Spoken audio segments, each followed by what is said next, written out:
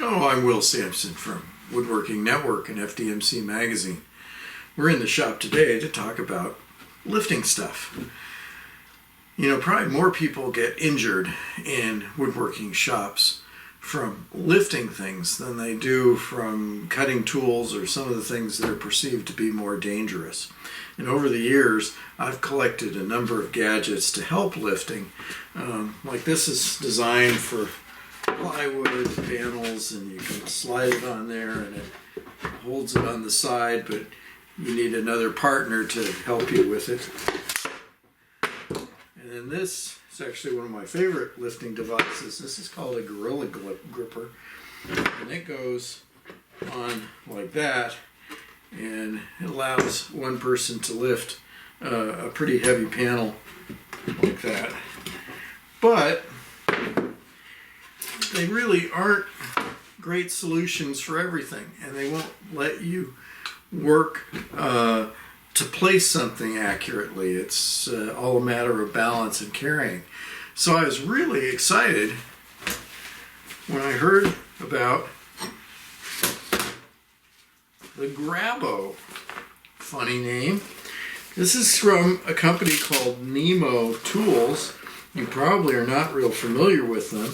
They specialize in power tools that work underwater for doing like boat repairs below the water line, things like that. But this is a tool that works great on dry land. This is called their Grabo Pro-lifter 20. And it is a battery operated vacuum lift tool. And it works really great. It will lift up to 367 pounds. That's more than I can lift, but it depends on how well it works, depends on the material that it's working on. It needs to be something that is non-porous, that it can achieve a good vacuum. This can achieve a vacuum up to minus 0.9 bars, and it works really simply. I'll give you an example here. We turn on the switch, and you put this on something you're going to lift. This is just a piece of pine. You can hear it going up there, and when it gets to maximum vacuum, it turns itself off until it drops down, and then it'll turn itself back on, so you never lose vacuum. And it's real easy to hold and push. And then if you want to turn it off, you can, and then releasing the vacuum like that, and you're into your next project. So that's solid wood. Works similarly on plywood.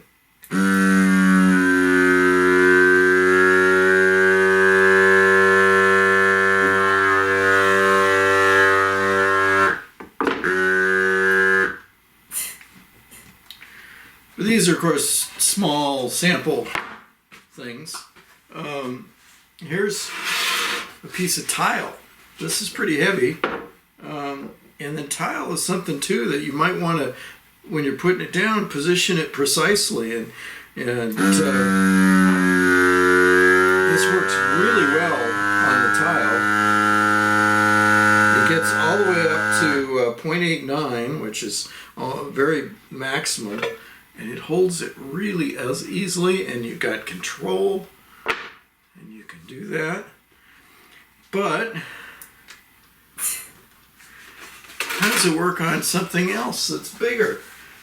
Well, this is not real heavy. This is a piece of Palram vinyl sheet good.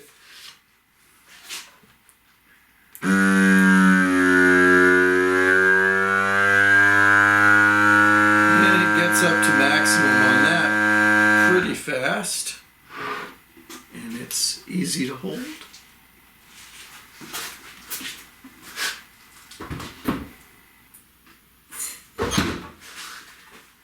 this is a solid wood door. That's fairly hefty.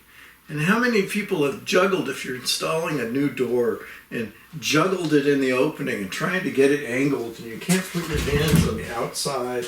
It's very awkward.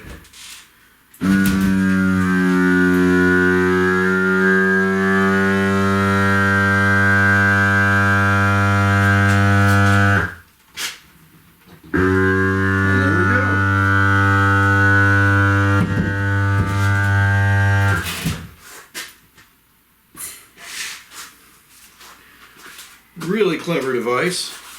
It comes with the charger for the battery, and there's a readout on here that gives you the how much pressure has been created and your battery life.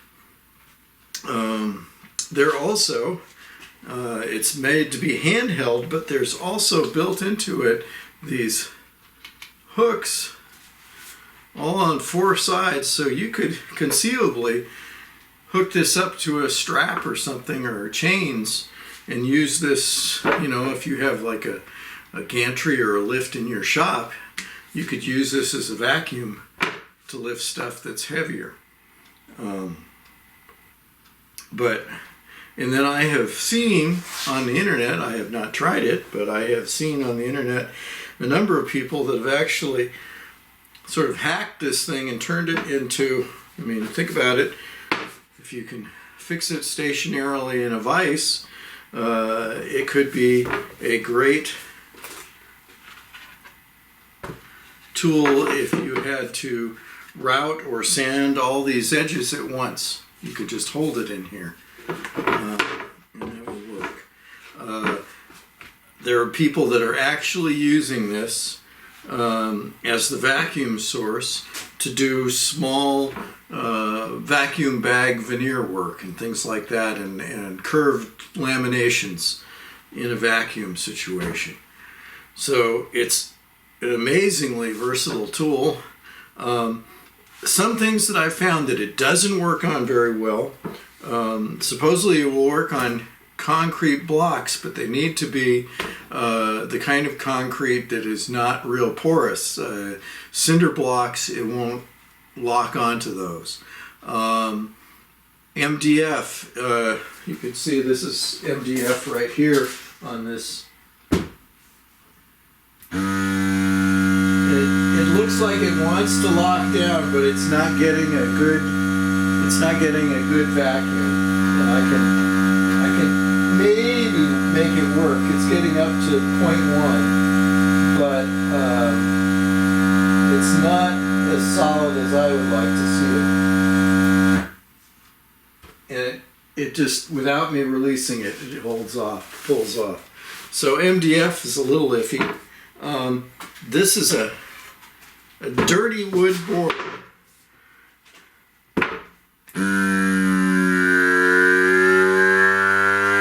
It works pretty good on that.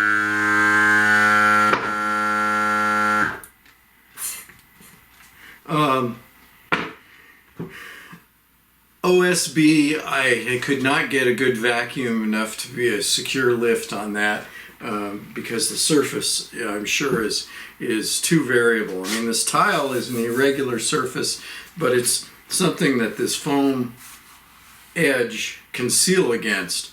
If something is too warped or too much variation, it won't lock on. It locks on great onto glass or metal, but if the metal has dips or shapes in it, it won't lock on. So you have to have something that you can seal. It has to be relatively non-porous, and it has to be so the seal area can cover the whole thing. If you have something that you're over the edge, you're not going to get it. Or something that has holes, you know, like this bench top, you're not going to get a vacuum. But I've lifted tables and benches and furniture with this. You know, you might want to get 2 of them so that you can have a helper and be able to lift even more stuff. They cost a little less than $300 for this model, but that's way cheaper than a medical bill on a bad back. So definitely an interesting tool to add to your shop. Check it out. You can go to Grabo.com and find more information on it and videos and all sorts of things. But it's made by Nemo Tool, and definitely worth checking out.